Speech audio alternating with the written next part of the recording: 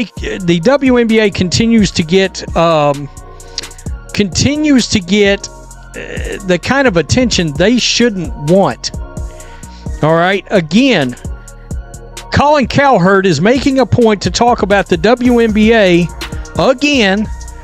He does it now multiple times a week, but only when it comes to one player, or in this case, one player and what it is the rest of the league is doing to her. Trading Caitlin Clark? Yeah, people are actually talking about it now. Just when Indiana stopped hyperventilating, Colin Cowherd decides to throw literal gasoline on the rumor fire, like it's his 9 to 5. Dramatic? Absolutely. Wrong? That's where it gets messy. Caitlin Clark, 9th in player voting. But behind one of her own teammates. Talk about messy politics. For years, WNBA players shouted about being underappreciated, ignored, boxed out. We're not promoted enough. People are sexist. And now, they finally get the golden goose and suddenly, it's not shiny enough. Sold out arenas? Check. Sky-high popularity? Check. Private jets? Check. And Caitlin Clark. Well, she's proving she's not just a superstar on the court, she's a whole headline. Spicy. Caitlin Clark finished 9th in player voting. In fact, she finished behind one of her own teammates in player voting. The pettiness has no bounds. For years, the WNBA players were pointing fingers. They were saying people are sexist, we're not being promoted, we're underappreciated, and then they get the golden goose and they don't like what it looks like. When the wave hits, ride it. They wanted to fly private. They wanted to be more popular. They wanted sold out arenas. They got it.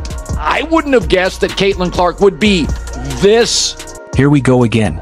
WNBA, masters of self-sabotage, apparently treating it like an Olympic event. Forget stacking rosters or building fans. Now it's all about dramatic plot twists.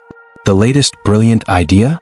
Trade Caitlin Clark like she's some collectible Pokemon card, and call it strategy. Bold move.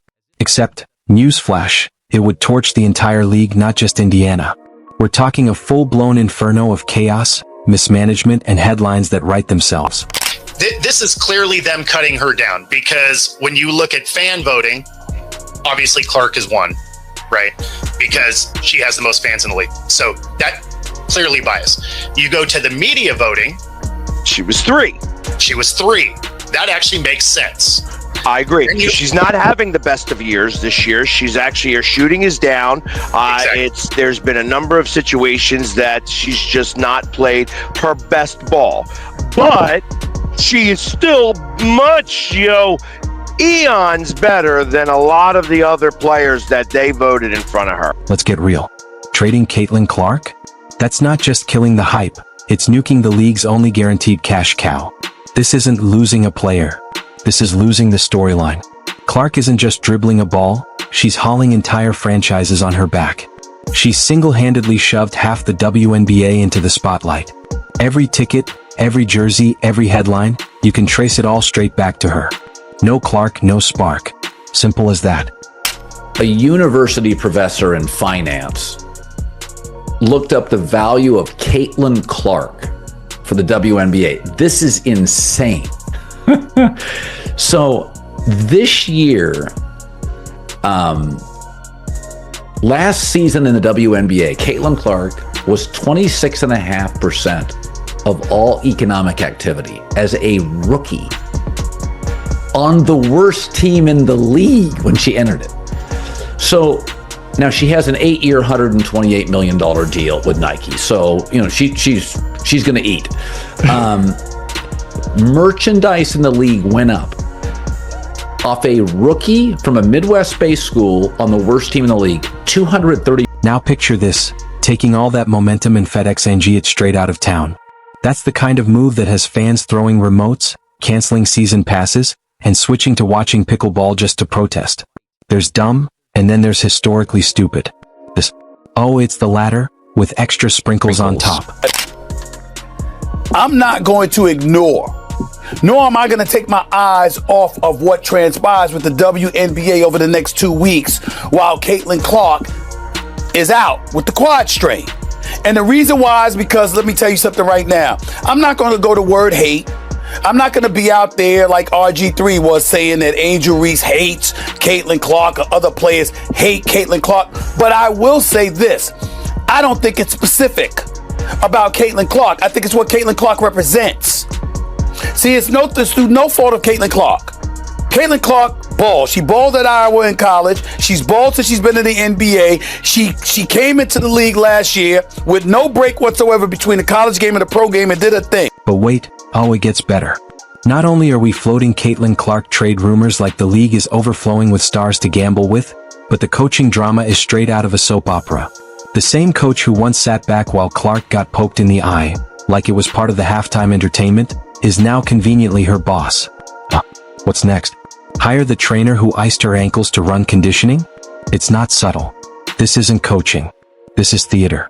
A coordinated performance in lanyards and clipboards. The message? Silence the star, dim the spotlight, and pretend it's all for the team. We see it. We all see it.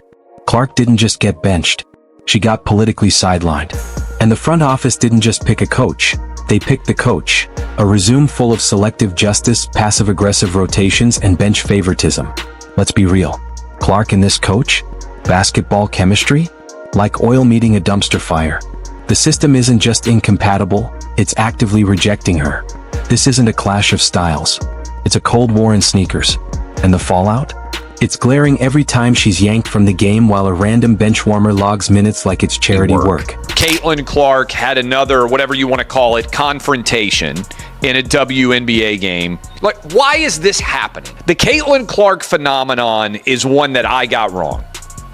I never really thought that Caitlin Clark would make the difference that she has in college basketball or in the WNBA. What other sports analogies are out there that are in any way similar to the impact that one individual has had on a larger sporting universe? Tiger was. And why would a league that finally has eyeballs glued to the screen start pulling this stunt? Simple: control. Control the narrative. Control the star. Keep fans entertained, but never empowered. A player with real leverage? That's dangerous, disruptive, unbenchable. So what do you do when you can't stop the momentum? You hire someone who can. You slap a polite smile on a hit job and call it player development. Except the only thing developing is a bad reputation and a fan base with receipts. This coach didn't just get hired. She got positioned. And if the conspiracy vibes feel strong, it's because they're practically waving a flag in your face. Don't let anyone gaslight you into thinking this is a normal rebuild timeline. This isn't rookie growth. Clark isn't having a growth spurt. She's in timeout like a toddler who dared to color outside the lines. Make no mistake, this isn't about basketball. It's personal, strategic, and political. And the kicker? Everyone's pretending the coach is playing it safe. Safe would mean using the best scorer you've got, not duct taping her talent and hoping no one notices.